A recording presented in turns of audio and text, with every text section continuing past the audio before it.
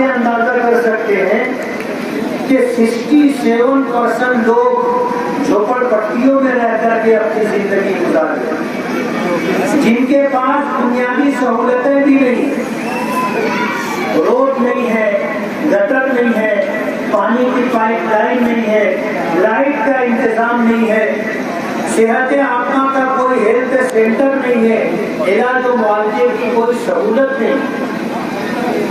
Malegaon corporation का इस साल का बजट 530 करोड़ रुपए का,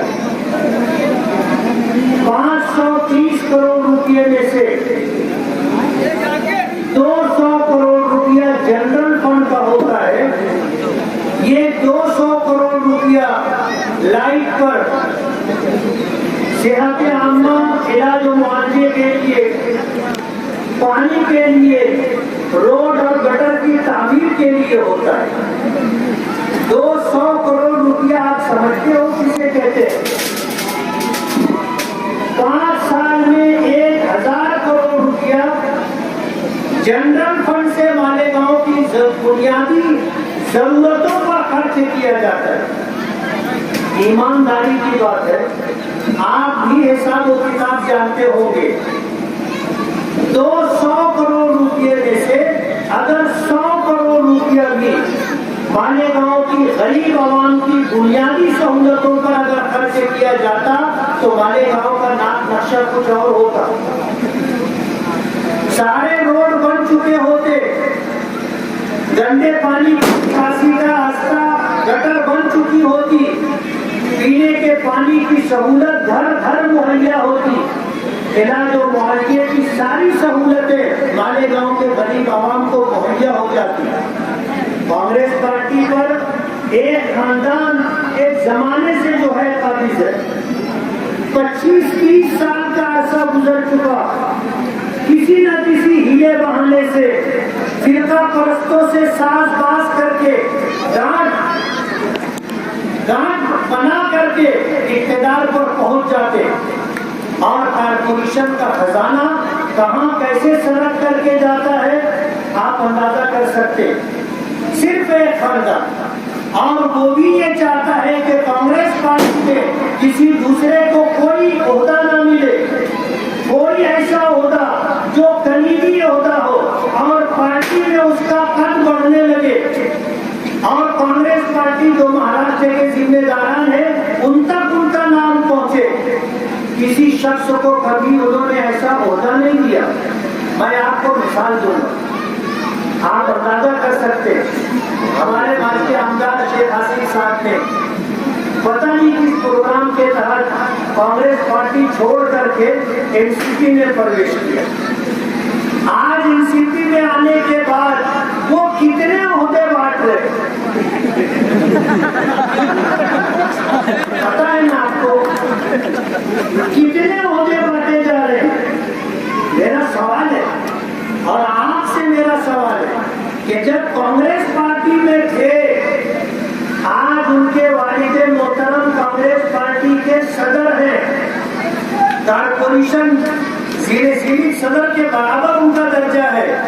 मैं आपसे ये पूछना चाहूंगा क्या उनके वालिद साहब भी इसी तरह ओहदे तकसीम करेंगे? 25 साल में तो उन्होंने नहीं किया,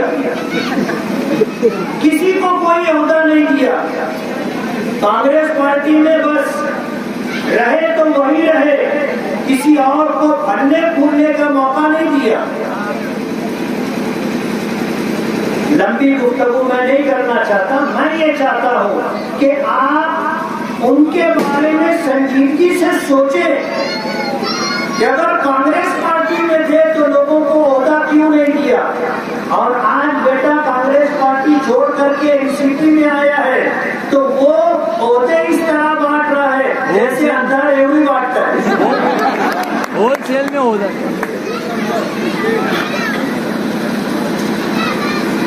कांग्रेस पार्टी के जिम्मेदारान ने इन हालात के अंदर मुझसे कई मरतबा बात की और वो ये चाहते हैं कि मैं कांग्रेस पार्टी की सदारत ले लूं।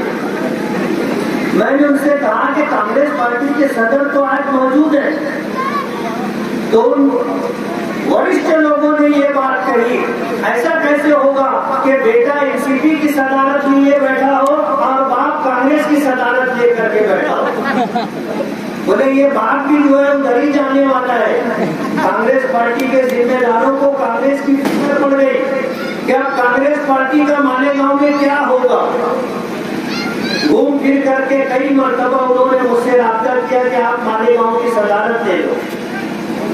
जाहिर बात है, मालेगांव में कांग्रेस पार्टी की सदारत, जिस पार्टी को मालेगांव में इस खानदान और परिवार ने इस दर्जा बदनाम कर दिया है, इस दर्जा बदनाम कर दिया है कि कोई कांग्रेस पार्टी को वोट देना पसंद नहीं करेगा। हम हमेशा ये बात कहते रहे कि मुल्क की आजादी से पहले से लेकर मुल्क आजाद होने के बाद हिंदुस्तान में मुसलमानों की जो दुर्गत बनी है ये कांग्रेस पार्टी की देखी। मैं उनके जराइम और उनके घिनौने कारनामे गिनाने के लिए आज नहीं खड़ा हुआ। आने वाले इलेक्शन में कांग्रेस पार्टी के एक एक कारनामे जिसने इस मुल्क में मुसलमानों की ये हालत बना दी कि सच्चर कमीशन की रिपोर्ट में ये बताया गया कि हिंदुस्तानी मुसलमान हिंदुस्तान में दलितों से ज्यादा पसमानदा है, ये सब कुछ किया कराया कांग्रेस पार्टी का। हम तो ऐसे हालात में हैं कि ना हम न इधर जा सकते हैं ना उधर जा सकते हैं। एक जमाने तक हिंदुस्तान का मुसलमान कांग्रेस पार्टी के वोट बैंक की हैसियत से हिंदुस्तान में अपने दिन गुजारता रहा। आज लोगों को समझ आने लगी और ये बात महसूस करने लगे कि हमारी इन अबतर हालत की जिम्मेदार अगर कोई पार्टी है तो वो कांग्रेस पार्टी। आज बीजेपी इस मुल्क में जो कुछ कर रही है, जितने कानून बनाए जा रहे हैं, जितने बिल पार्लियामेंट में लाकर पास किए जा रहे हैं, ये सब इसका मुसव्वदा और इसकी फाइल कांग्रेस पार्टी ने तैयार करके रखी। बीजेपी को रेडीमेड मटेरियल मिला है, रेडीमेड वही सारे फाइल ला करके आज बीजेपी के लोग उसको जो है पार्लियामेंट में पेश करते हैं, उसको पास करते हैं और उसका निकास करते हैं और फिर पूरे हिंदुस्तान पर उसको लागू किया जाता है। हम तो गालियां दे रहे हैं बीजेपी को, बुरा भला कह रहे हैं बीजेपी को, जबकि ये पूरी प्रोग्रामिंग कांग्रेस पार्टी की है। एक एक काम और एक एक बिल जो पार्लियामेंट में ला करके पेश किया जाता है और ताकत के बलबूते पर मंजूर करवाया जा रहा है, ये सब किया कराया कांग्रेस पार्टी से। डॉक्टर साहब ने गुरुवार वार्ड और रविवार वार्ड में बसने वाले मजदूरों के लिए, गरीबों के लिए कांग्रेस पार्टी ने क्या किया उन्होंने तफसील से आपको बताया। बिरादरी के नाम पर बिरादरी को झांसा देकर आज तक जो है वो इख्तियार के मजे लेते रहे और अपनी बैंक अपनी जो है तिजोरी भरते रहे, बैंक बैलेंस बढ़ाते रहे। मेरा सवाल है उनकी बिरादरी से, मैं आपको पराया नहीं समझता और आप 2007 से मैंने सियासत में एंट्री की है, आप मेरा माजी देख सकते हैं। हमने कभी मोमिन और दफनी की सियासत नहीं की, अंसारी और दफनी की सियासत नहीं की। हमने अगर ईमानदारी से देखा जाए तो हमने अंसारी बिरादरी को नहीं, दफनी बिरादरी को झुकता दिया है। आप हमारी इन 13 साल 14 साल सियासी तारीख उठा करके देख सकते हैं। हमने कभी बिरादरी नहीं देखी, हमने सबको अपना समझा और हमेशा अपना समझ करके उनके साथ हम चलते रहे और कामकाज होता रहा। लेकिन जिन लोगों ने बिरादरी के नाम से आपसे वोट लिया, मेरा ये सवाल है कि उन्होंने बिरादरी को क्या दिया? बिरादरी से वोट ले लिया, इख्तियार के मजे ले रहे हैं और शाहों की तरह जिंदगी गुजार रहे हैं, लेकिन बिरादरी को क्या दिया उन्होंने? ये मेरा सवाल है और आप इस सवाल को लेकर के तन्हाई में बैठ करके सोचना, गौर करना कि इन्होंने आपसे वोट तो ले लिया, इख्तियार हासिल कर लिया, लेकिन आपको क्या दिया? इन्होंने खुद भी नहीं लिया, बिरादरी से फायदा उठाया, बिरादरी को इस्तेमाल किया, जज्बाती सियासत की, लेकिन बिरादरी के लिए रोजगार, तालीम बाकी लेकर के आ रहे थे। हमारी वो माएँ और बहनें जो प्लास्टिक कारखानों में प्लास्टिक चुनती हैं, उनको ढांचा दिया गया था कि हम कालीन बनाने के कारखाने मालेगांव में कायम करें। कालीन दिखिए आपको, कारखाना जाने दो,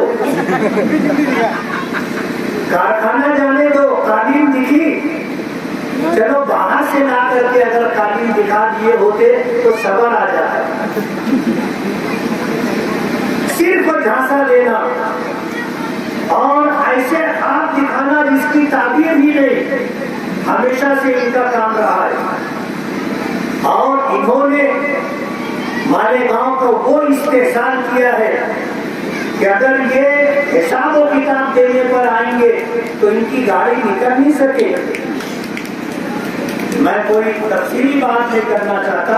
आने वाले कारपोरेशन इलेक्शन में आप अपने लिए, अपने बच्चों के रोशन मुस्तकबिल के लिए एक फैसला आपको लेना होगा।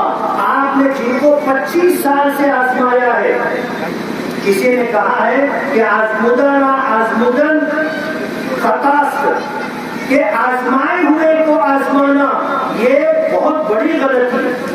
25 साल से जिनको हम आजमा रहे हैं, फिर उनको आजमाने के लिए मौका देना, कहते ना नया जान लाए पुराने शिकारी।